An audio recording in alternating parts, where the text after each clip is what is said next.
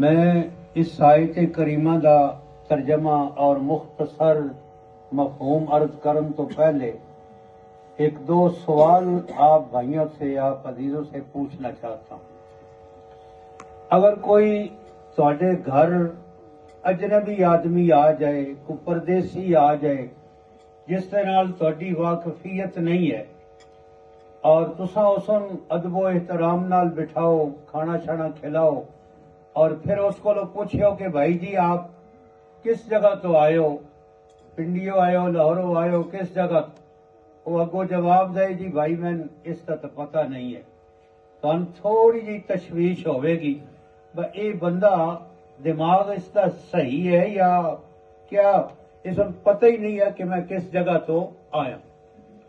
उसके बाद दूसरा सवाल उसको करो, भाई जी आए किस जगह हो, किस पिंड आए हो, किस गिरां आए हो, किसके घर आए हो? वो कहे जी भाई जी मैं इसका भी इलम नहीं है, पता नहीं है। फिर तो हैरानगी होर वधेगी कि यार अजीब आदमी है, न सुन पता ये आया किथों है, न सुने पता कि मैं आया किस जगह से। और फिर तुसा उसको तीसरा सवाल करो कि भाई जी ये दसो कम के ने, मकसद के ने, आए क्यों हो? वो कहे जी मैं इसका भी नहीं पता।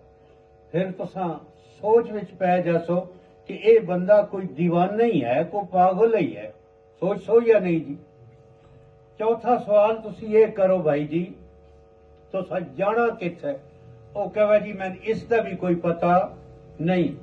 तो फिर तो यकीन हो जाएगा कि इस बंदे का दिमाग कम, ठीक बात है, ठीक है ना जी?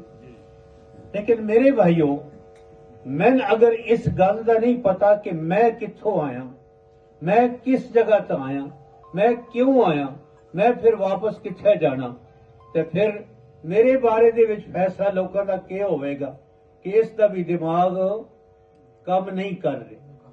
ये जिहड़े चार सवाल हैं इन्हां दा जवाब सिवाय कुरान मजीद दे होर कोई किताब तुहानूं दे सकदी नहीं है कि इंसान तू कित्थों आया, किस जगह तो आया, क्यों आया, ते फिर तू वापस जाना किथे।